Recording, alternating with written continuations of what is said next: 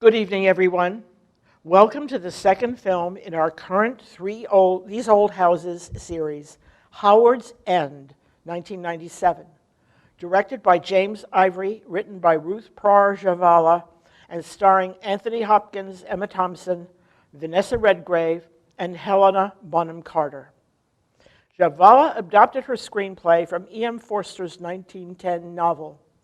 Ivory and his producer partner Ishmael Merchant make up the famous duo Merchant Ivory Productions, which produced 44 movies during the period from 1961 to 2005, most of them written by Javala and often based on the novels of E.M. Forster, Henry James, and Javala herself. Merchant Ivory became famous for their lush, elegant, visually gorgeous films based on English novels. Howard's End was nominated for 9 Oscars and won 4: Best Art Direction, Best Set Decoration, Best Adapted Screenplay, and Best Actress for Emma Thompson. The music was written by Richard Robbins and Percy Granger, who wrote the melodies heard under the opening and end titles.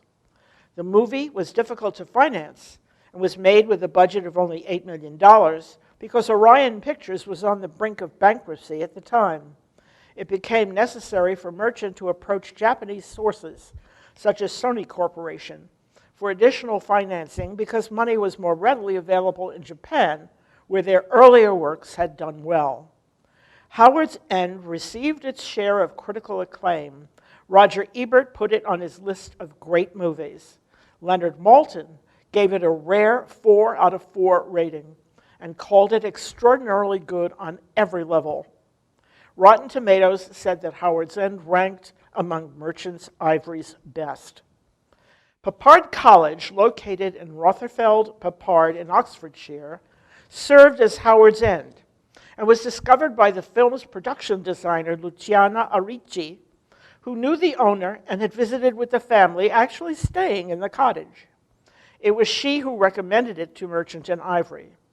The cottage is actually much larger than it appears on screen, being shaped like an H, with 2 parallel structures connected at the center by the bar of the H. The owners had to move out in order for filming to take place, but were well compensated for any inconvenience, since the crew freshened up the premises, redecorating in order to adhere to period decor, and even installing a newly upgraded garden around the house, which adhered more firmly to period gardening styles. The crew sought out other interesting locations for filming. The Bluebell Wood, where Bast strolls in his dreams, and Dolly and Charles' house were both filmed near Peppard Cottage. Henry Wilcox's country house, Honiton, was Crampton Bryan Hall in Hertfordshire, near the Welsh border. Hilton Station was the station on the historic Severn Valley Railway line. Other locations in London included a house in Victoria Square, standing in for the Schlegel home, Fortnum and Mason's department store in Piccadilly, Simpson's in the Strand restaurant in Piccadilly Square, and St. Pancras Station.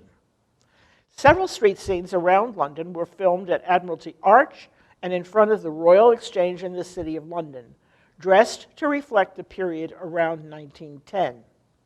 In the City of London, Margaret and Helen Schlegel stroll with Henry Wilcox on Chiswick Mall.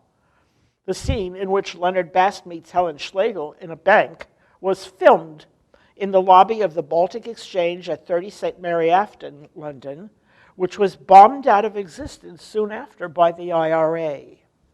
The Rosewood Hotel in London represented the Porphyrion Fire Insurance Company. The hospital quadrangle where Margaret Schlegel visits Ruth Wilcox was filmed at the Founders Building at the Royal Holloway University of London. Plot summary. It's early in 20th century London, and we meet 3 English families.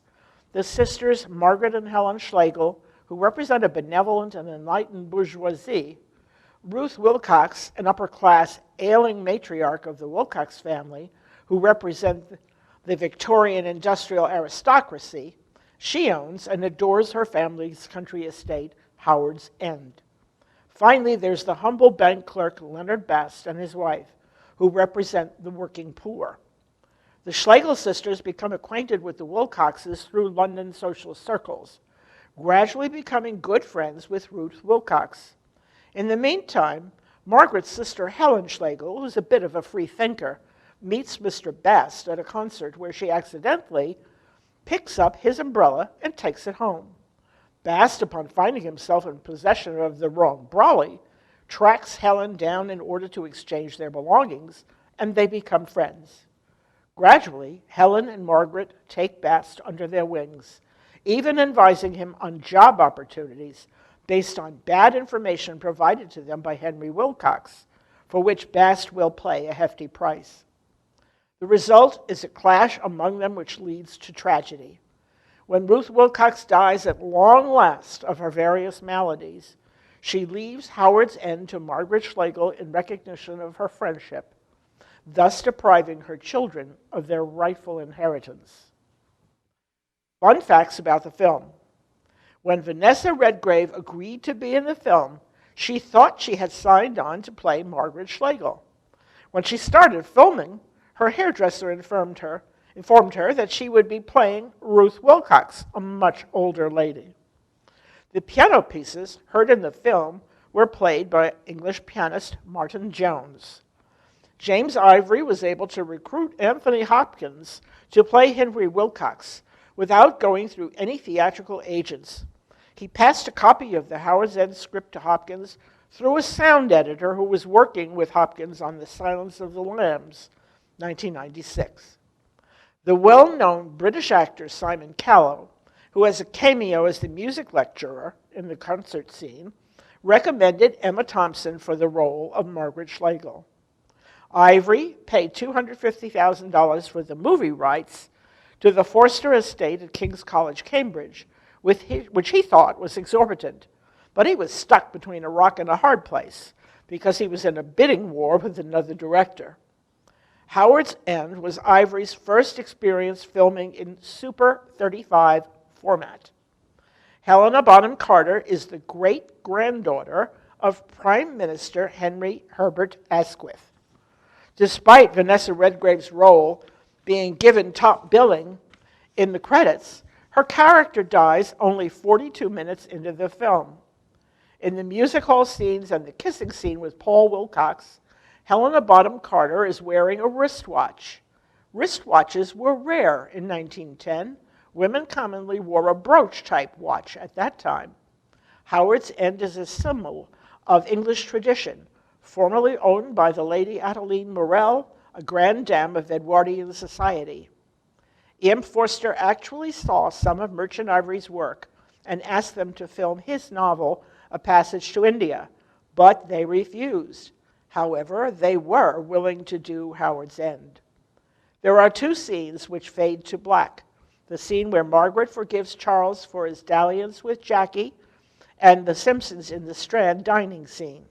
Ivory wanted them to be kept short to avoid boredom, hence the fade to black. The role of Helen Schlegel was Helena Bonham Carter's first role in a full-length feature film. She was 19 at the time. The cinematographer used a new Kodak film stock to get the lush colors seen in the Bluebell wood. Things to look for: the beautiful, lush look of a Merchant Ivory film, Helena Bonham Carter's wristwatch, which she shouldn't be wearing, Peppard Cottage as Howard's End with its enhanced period decor and landscaping, all the interesting countryside and London locations, the handoff of the umbrella in the concert hall between Helen Schlegel and Leonard Bast, which starts the whole story going.